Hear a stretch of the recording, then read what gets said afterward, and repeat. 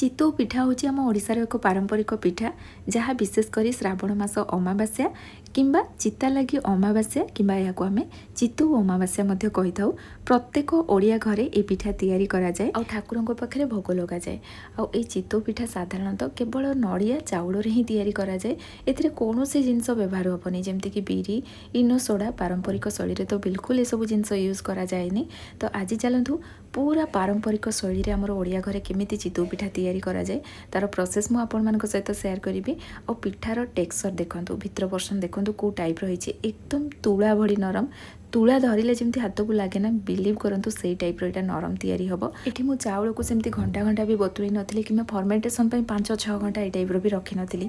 किछिटा tips मु आपण मानक सहित शेयर करी जोटा कि आगरु तैयारी करथुले कारण ई पिठा जेहेतु भोग लगा जाए ना माने आगरु हमर पारंपरिक शैली रे सेमती 5-6 घंटा फर्मेंटेशन पई रखु नथिले 1-2 घंटा रे ही पिठा तैयारी करथुले कि इंस्टेंट भी याकू बना होतला। तो सेति पई मु से प्रोसेस आपण मानक सहित शेयर करी। वीडियोटी निहाती भाव में आपको हेल्पफुल रहिबो। वीडियो को एंड जाए देखिए। आशा करुच्ची रेसिपी निश्चय पसंद आसीबो। तो चलतु स्टार्ट करिबा। ए चितौ पिठा तैयारी करिबा पई प्रथमे तो आमे पिठा करिबा अरुआ चाउल नबा। एठी मु गोटे गिन्ना रे मापिकी 2 छोट गिन्ना पिठा करिबा अरुआ चाउल नेली। जदि आपण चाहुचंती जे पिठाटा जल्दी तैयारी हबो किमा चाउलटा जल्दी बतुरु एटा चाहुचंती ताहले एठी आपनको नुआ अरुआ चाउल नबा पई पड़िबो। आपण एठी चाउल देखिकी जानि परथबे एठी मु नुआ अरुआ चाउल नेइछि जोटा कि मैक्सिमम 1.5 घंटा कि 2 घंटा बस एति समय जदि भी बतुरेबे ना चाउल बहुत बढ़िया से बतुरीबो। तो ये मु 2 घंटा बतुरे थी और ये देखंतु चाउल बहुत बढ़िया से बतुरी जाइए। और जदि पुराणा अरुआ चाउल नौचंती किसी असुविधा नहीं आपड़ टी पूर्वर बतुरे देथिबे 4-5 घंटा न बतुरेले ना आमर चाउलटा चिकण होइकी बाटी हबनी कि पिठाटा एते भल से तैयारी हबनी। सेथिपई जदि पुराणा अरुआ चाउल नेबे निहाती भाव में 4-5 घंटा बतुरेबे। मु नुआ चाउल नैथिले सेथिपई 2 घंटा बतुरेछि। और चाउल आपन देखिले केते भल से बतुरी जाइए। एथिरे थिबा एक्सेस पानीटा आमे बाहर करनबा। और एठी मु आपनको नड़िया देखौछि। नड़ियार जो ऊपर पार्टटा ब्राउन पार्ट को मुझे बाहर करके बड़ बड़ पीस रे काटी थी। तो से मु हल्का ग्राइंडिंग भी कर देछि। तो चाउल जो गिन्ना रे मापिकी नहीं से सेम गिन्ना रे मापिकी आमे नड़िया कोरा नबा। मु जेतिकी चाउल नेछि ना सेतिकी नड़िया कोरा नेबी। आपण चाहिले जेतिकी चाउल नेबे तार अधा भी नड़िया कोरा एठी व्यवहार करि परिबे। किंतु नड़िया कोराटा अधिक पड़िले कोन हबो माने सेम क्वांटिटी रे जदी नेबे कोन हबो पिठा तो टेस्ट लागिबो खाइबा पई। पिठा पूरा सॉफ्ट तैयारी हबो। ता सहित आमे जो फर्मेंटेशन पई रखिबा ना ताको गोळेकी कि सेटा बहुत जल्दी हुए माने पिठाटा पूरा सॉफ्ट होइकी सेति पई तैयारी हुए। तो सेति पई जेतिकी चाउल मु सेतिकी नड़िया एठी नेली। याको बाटिबा समय रे ना एट ए टाइम अधिक चाउल पकेकी बाटिबेनी नहले एटा चिकण होइकी बाटी हबनी कारण पानी एथिरे आमे कम यूज करबा जेतेबेले ग्राइंडिंग करबा। तो मु अल्प चाउल नेली सेतिरे गोटे गिना नड़िया कोरा पकेली ता सहित जो गिना रे आमे चाउल मापिकी नेथिले सेतिरे हाफ गिना पानी दे या को मु बाटिकी नहीं आसिली। देखंतु एटा हल्का टिके खदड़िया टाइप रो लागुची नड़ियाटा पड़ी ना ए टाइप रो तार टेक्सचरटा रहिबो किंतु पूरा चिकण होइके एटा बाटी हेची। आउ एठी जो नड़ियार आमे जो ऊपर पार्टटा बाहर कले ब्राउन पार्टटा सेटा रहिले किछि असुविधा नहीं किंतु बाहर कर देले कोन पिठाटा जेमती प्रथम रो आपण देखिले ना पूरा व्हाइट देखा होउतला बस से टाइप रो पूरा धळा देखा जिवो। सेति पई तार ब्राउन पार्ट को आमे बाहर करनेले। चाउल एठी बहुत बढ़िया से बाटी ही जाइछि। एबे याको आमे गोटे जागा को बाहर करनबा।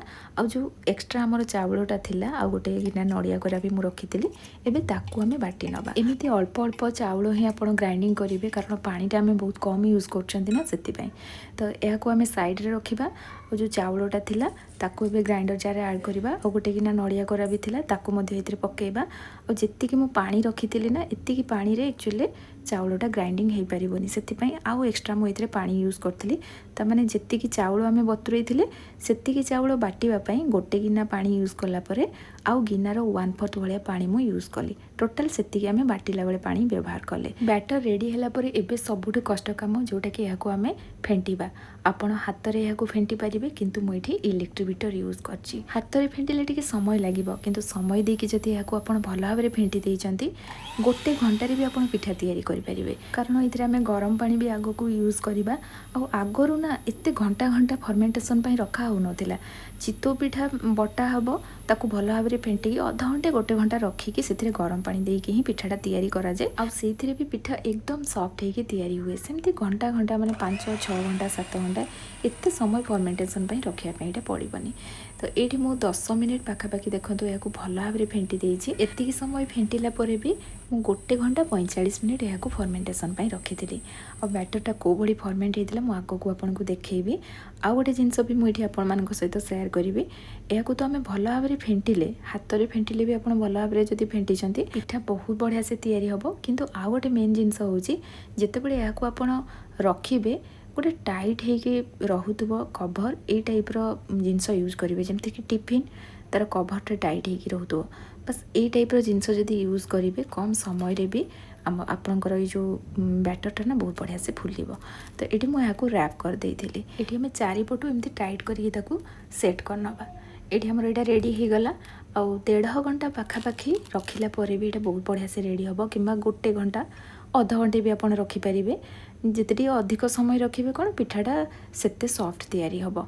तो ये मुझे 1 घंटा 45 मिनिट पाखापाखि रखी आठी देखूँ केते बढ़िया से यहाँ फर्मेंट होती अधिक समय न रखिले भी जदि ये प्रोसेस रे आपण बनाऊँ पिठा बहुत बढ़िया तैयारी हम पूरा सॉफ्ट तैयारी हम। और ये आप देखिए जानीपे केते बढ़िया से फुली कारण चाउल नड़ियार भी क्वांटिटी आम सेम रखी बहुत बढ़िया से आम फेंटी और पूरा टाइट करके रखी बस ये सब जिनस यहाँ बहुत बढ़िया से कम समय भितर फुलीगला। पिठा अधिक नरम तैयारी हम से गरम पानीटा व्यवहार करा जाए कि या जगह आप गरम क्षीर भी यूज कर पानीटा ये गरम हो गला।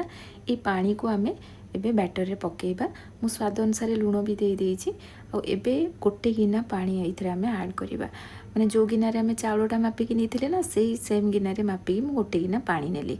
पानीटा पूरा गरम अच्छी गरम पानी पकईकि यहाँ आम भल भाव में मिक्स करवा।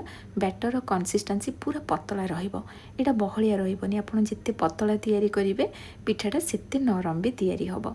तो ये सब पानीटा मु पकईदेली माने चाउल बाटिला बेले मु आपनको कहितली पानी केते यूज करथिली और एबे 1 गिना पानी यूज कली और बैटरटा केते पतला रही आपण एठी देखिकी जानि पारथुबे। तो सेति पई आमे प्रथमरु भी ना पानीटा कम देकी बाटिबा कारण ए समय रे आमे गरम पानी यूज करिबा। डंकारे बैटरटा उठेला समय रे देखंतु तो पछपटटा मु आपनको देखौची इथिरे ना मोटा बैटरटा लागिकी रहुनी पूरा पतला गोटे लेयरटे रहुची बस ए टाइप रो रहिबो। मु हाथ रे भी आपनको धरिकी देखौची देखंतु ए भलिया पतला करिवे जदि बैटरटा ताले पिठाटा पूरा सॉफ्ट हेकी तैयारी हबो। तो एबे आमे तेल को रेडी करनबा माने पानी तेल मिक्स करके आमे नबा हेले कोन हुए आपणकर जो पिठाटा ना तले जमा भी लागिबोनी। तो से ये टाइप रा करा जाए।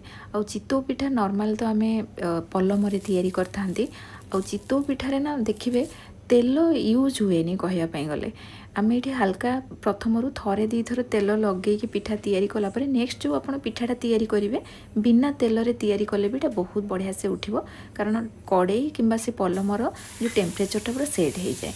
तो ये प्रथम मु जो पानी तेल को मिक्स करके रखी लगेली टिश्यू पेपर पोछीदेली तापर ये आम 1 टंका बैटर पकेबा आ ये कभर देदेबा ये छोट कभर देवा पिठा और कभर जो गैपटा ना पूरा कम रहिबो।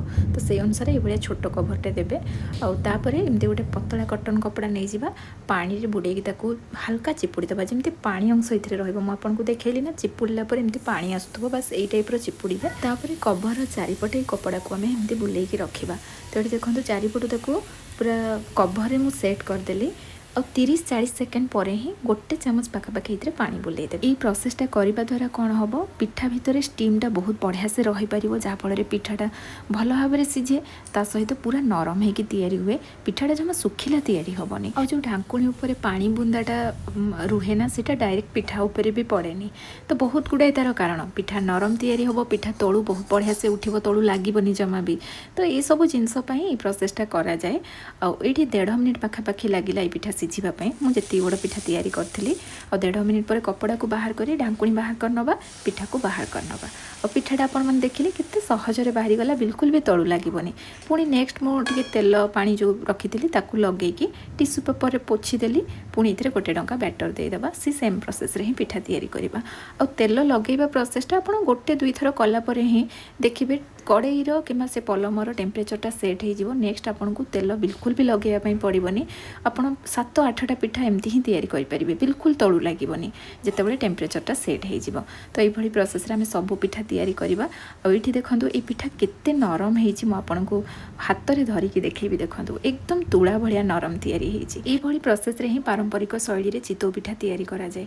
एठी मु जो प्रोसेस आपण मान सहित शेयर कली 4 घंटा 5 घंटा भितर ही आपण पिठा तैयारी करि परिबे। किंतु आपनको पाखरे जदि समय अछि आपण अधिक समय चाउल बतुरई परिबे आउ अधिक समय भी फर्मेंटेशन पई रखि परिबे सेही सेम प्रोसेस रे ही। किंतु आपण भाबिबेनी जे अधिक समय फर्मेंटेशन पई रखि देले पिठाटा अधिक सॉफ्ट हबो, बिल्कुल भी नुह। पिठा तो सॉफ्ट हेइ जिवो, एटा नॉर्मल जिंस, किंतु बैटरटा आंबिळा हेइ जिवो कारण नड़ियार परिमाण अधिक रखिचंती आउ चाउल रे नड़िया बाटिचंती। साधारणतः बिरी चाउल बटा को अधिक समय रखिले सेटा पूरा नरम हुए और फुले भी, टेस्ट खराब हुएनी कि एते आंबिळा हुएनी। किंतु याकू जदि 5 घंटा रु अधिक रखिदेबे ना एटा आंबिळा हेइ जिवो। तो एटा गोटे जिंस आपण ध्यान रखिबे। एटी देखंतु चितौ पिठा रेडी हे गला। गरम गरम क्षीर सहित एभली गरमा गरम चितौ पिठा सर्व करंतु, खाइबा पई बहुत बढ़िया लागिबो। आजिर ई पारंपरिक शैली रे तैयारी हेइतिबा चितौ पिठा आपण मानकु केमिति लागिला निश्चय कमेंट सेक्शन रे जणाइबे। आ आपण को जगार वीडियो देखुचंती ना ता मध्ये कमेंट सेक्शन रे जणाइबे। रेसिपी पसंद आसले प्लीज वीडियो को लाइक कर देकी जिवे। पुणी आसीबी नुआ रेसिपी नै, सेति पर्यंत रहुची। धन्यवाद।